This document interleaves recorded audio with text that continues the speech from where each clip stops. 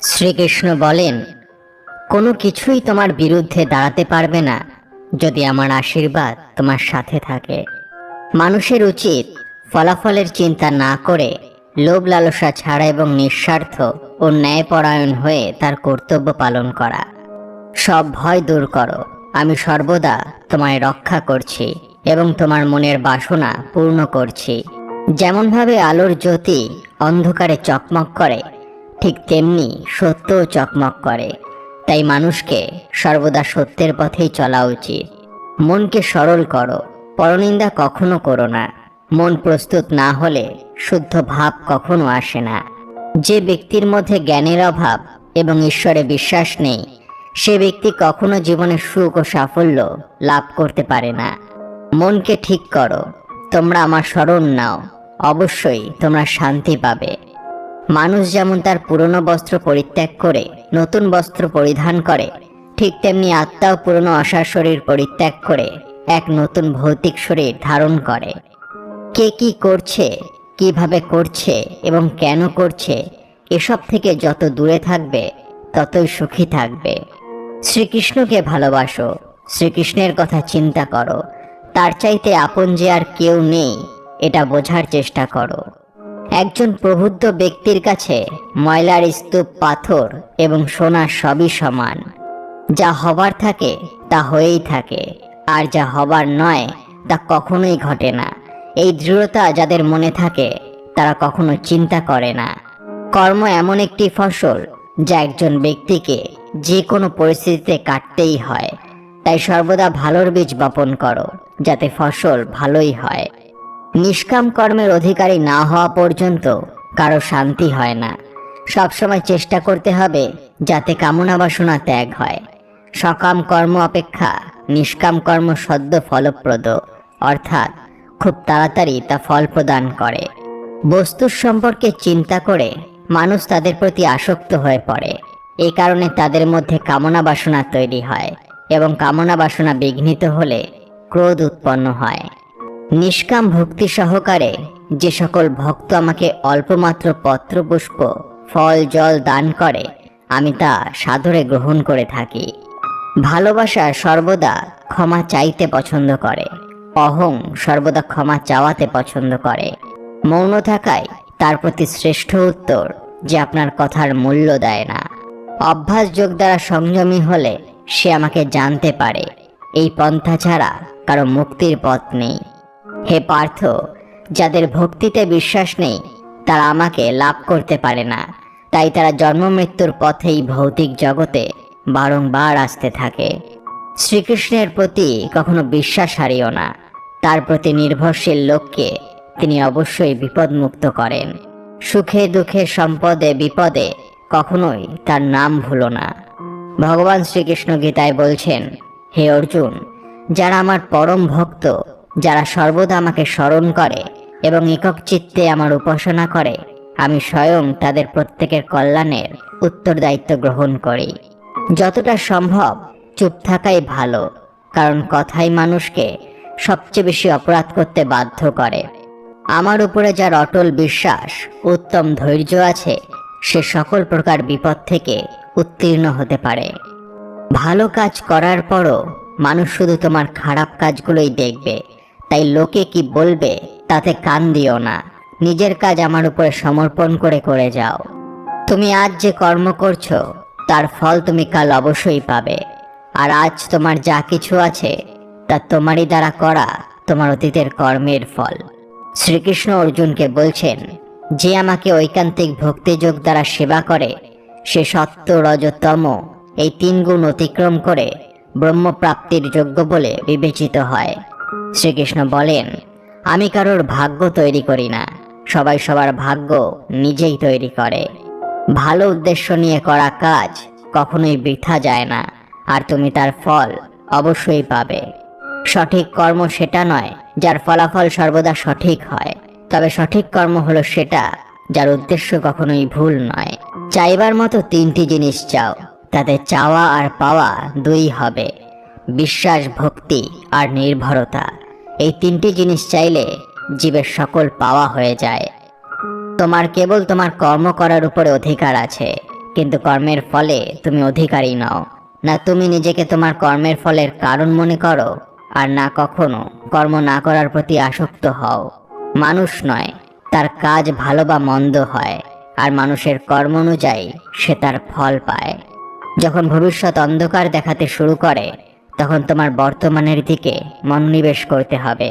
যার আমার উপরে ভক্তি আছে, তার সকল অসম্ভব আমার কৃপায় সম্ভব হয়।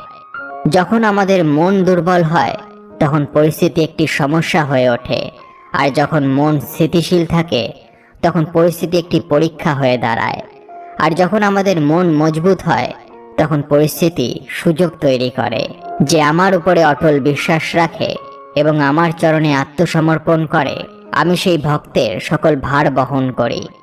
জীবনের সবচেয়ে বড় ভুল হলো সেটাই, যেটা থেকে আমরা কিছু শিখি না। হে ভরতবংশী, দেহের মধ্যে থাকা জীবাত্মাকে কখনো হত্যা করা যায় না, তাই কোনো জীবের জন্য তোমার দুঃখ প্রকাশ করার দরকার নেই। মন স্থির চাই, তা না হলে ভগবানের নির্ভরতা আসে না। মানুষের মানবতা ঠিক ওই সময় নষ্ট হয়ে যায় যখন সে অন্যের দুঃখে আনন্দ পায়। সময় শেখায় জীবন কারোর জন্য অপেক্ষা করে না, আর না কারোর জন্য থামতে পারে। মানুষকে তার কর্মের সম্ভাব্য ফলাফলের দ্বারা প্রাপ্ত জয় পরাজয়, লাভ ক্ষতি, সুখ দুঃখ ইত্যাদি সম্ভাব্য পরিণতি ভেবে চিন্তাগ্রস্ত হওয়া উচিত নয়। সমস্যাগুলো ততটা শক্তিশালী নয় যতটা আমরা মনে করি। কখনো শুনেছ অন্ধকার সকাল হতে দেয়নি? শরণাগতকে আমি সর্বদাই মনে রাখি, সুতরাং চিন্তা করো না, আমার শরণ নাও। ভুল খোঁজা ভুল নয়, শুধু শুরুটা নিজের থেকে হওয়া উচিত। তোমার পরাজয় এবং জয় তোমার চিন্তার উপরে নির্ভর করে। তাই তুমি যদি মেনে নাও, তবে পরাজয় হবে, আর যদি তুমি দৃঢ় প্রতিজ্ঞ হও, তবে বিজয় হবে। শ্রীকৃষ্ণের স্মরণে আমাদের সর্বপ্রকার অশুভ নাশ হবেই। সবচেয়ে বিচক্ষণ ও স্থির মনের মানুষ সেই, যে সফলতায় গর্বিত হয় না এবং ব্যর্থ হলে দুঃখে ডুবে যায় না। একজন মানুষ তার বিশ্বাস দ্বারা তৈরি হয়। সে যেমন বিশ্বাস করে তেমনি সে হয়ে ওঠে। তুমি প্রভু, আমি তোমার দাস, এই ভাব যার মধ্যে আছে, সেই ভগবান শ্রীকৃষ্ণের আশীর্বাদ লাভের যোগ্য হয়। যে মনকে জয় করেছে, তার জন্য মনই সবচেয়ে ভালো বন্ধু। কিন্তু যে এটা করতে পারে না, তার মন তার সবচেয়ে বড় শত্রু হয়ে ওঠে। সর্বদা মনে রাখবে, ভালো দিনগুলি পেতে তোমাকে খারাপ দিনগুলির সাথে লড়াই করতে হবে। আমাকে স্মরণ করে সকল কাজ করতে পারলে তোমাদের সে কাজে অবশ্যই সফলতা আসবে। জীবনে কোনো কিছুই চিরস্থায়ী নয়, তাই নিজেকে খুব বেশি চাপ দেবে না, কারণ পরিস্থিতি যতই খারাপ হোক না কেন, তা অবশ্যই পরিবর্তিত হবে। সংসারে যে কষ্ট দেয়, তার ব্যক্তিত্ব যতই বড় হোক না কেন, তা কখনোই ভগবানের কৃপা দৃষ্টির চেয়ে বড় হতে পারে না। শ্রীকৃষ্ণ বলেন, প্রকৃত শান্তি পাওয়ার সবচেয়ে উত্তম উপায় হল শ্রীকৃষ্ণের চরণে আত্মসমর্পণ করা। যে মনকে জয় করেছে, সে ইতিমধ্যেই পরমাত্মাকে লাভ করেছে, কারণ সে শান্তি লাভ করেছে। এমন ব্যক্তির কাছে সুখ দুঃখ, শীত গরম এবং সম্মান অসম্মান সব সমান। কেউ যাই বলুক না কেন, নিজেকে শান্ত রাখো, কারণ সূর্য যতই উজ্জ্বল হোক না কেন, সমুদ্র শুকিয়ে যায় না। মায়াবদ্ধ জীবের ভগবান অনেক দূরে থাকে, তাই মায়া কমাতে চেষ্টা করা দরকার। যেখানে তোমার কোনো মূল্য নেই, সেখানে থাকা অন্যায়, সেটা কারোর ঘর হোক বা কারোর মন। যারা মনকে নিয়ন্ত্রণ করতে পারে না, তাদের জন্য মন শত্রুর মতো কাজ করে। যখন কারো জীবনের সবকিছু শেষ হয়ে যায়, তখনই সৃষ্টি কোনো না কোনোভাবে তাকে কারোর কাছে পাঠায় তার আঙুল ধরতে, আর তারই নাম হলো কৃষ্ণ। মানুষকে তার কর্মের সম্ভাব্য ফলাফলের দ্বারা প্রাপ্ত জয় পরাজয়, লাভ ক্ষতি, সুখ দুঃখ ইত্যাদি সম্ভাব্য পরিণতি ভেবে চিন্তাগ্রস্ত হওয়া উচিত নয়। তুমি যদি আমার চিন্তা করো, তাহলে তোমার চিন্তা আমি করব। কেবল আমার স্মরণ নাও। আত্মা তার পুরনো শরীর ঠিক সেইভাবেই ত্যাগ করে, যেভাবে মানুষ তার পুরনো বস্ত্র খুলে নতুন বস্ত্র পরে। হে অর্জুন, একজন ব্যক্তি যা ইচ্ছা তাই করতে পারে, যদি সে অবিরত বিশ্বাসের সাথে কাঙ্ক্ষিত জিনিসের উপরে ধ্যান দেয়। নিজেকে কখনো দুর্বল মনে করো না। পড়ে গেলে ওঠার চেষ্টা করো, লড়াই করো, পূর্ণ নিষ্ঠার সাথে তোমার দায়িত্ব পালন করো, বাকি সব আমার উপরে ছেড়ে দাও। সময় না হলে কিছুই হয় না, তাই চেষ্টা রাখো, রাখো অনুসন্ধানের মধ্যে স্থির প্রতীক্ষা। তোমার কষ্টের জন্য পৃথিবীকে দোষারোপ করো না, তোমার মনকে বোঝাও। তোমার মনের পরিবর্তনই আনবে তোমার দুঃখের সমাপ্তি। ধৈর্য সহকারে ভগবানের বিধানকে মেনে চলাই হলো বুদ্ধিমানের কাজ। কোনো অবস্থাতেই অধীর হওয়া উচিত নয়। মন অশান্ত হলে মনকে নিয়ন্ত্রণ করা কঠিন হয়ে যায়, তবে অনুশীলনের মাধ্যমে মনকে নিয়ন্ত্রণে আনা সম্ভব। সেবা সবার করো, কিন্তু আশা কারোর কাছে রেখো না, কারণ সেবার প্রকৃত মূল্য একমাত্র ভগবান দিতে পারেন। অহংকার আর অভিমান আমি সহ্য করি না, তাই এই দুটো সর্বদা ত্যাগ করে চলবে। যখন সত্য অসত্যের মধ্যে লড়াই হবে, তখন সত্য একা এসে দাঁড়াবে এবং অসত্যের বাহিনী হবে দীর্ঘ, কারণ অসত্যের পিছনে থাকবে মূর্খদের বিশাল বাহিনী।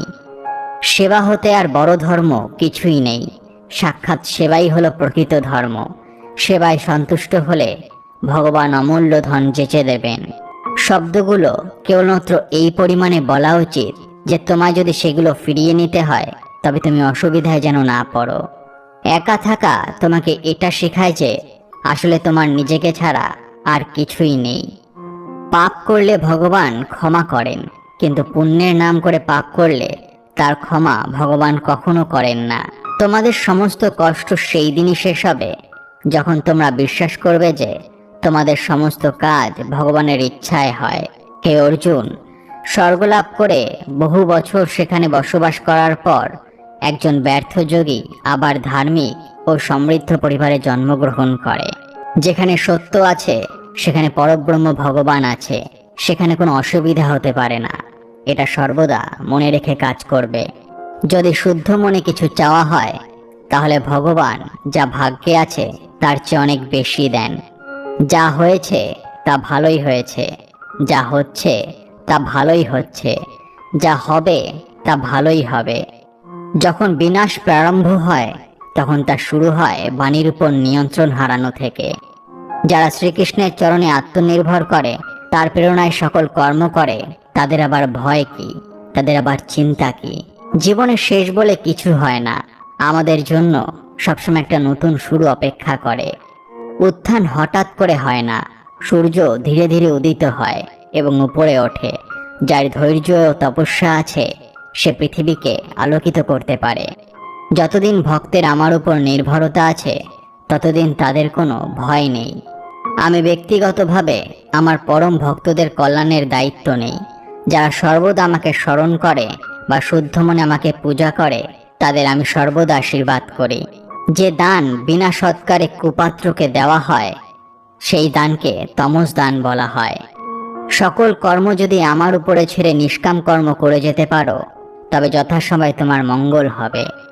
পরিবার ও সমাজ দুটোই ধ্বংসের পথে চলে যায় যখন জ্ঞানী ব্যক্তি নীরবতা পালন করে আর অজ্ঞানী বলতে থাকে।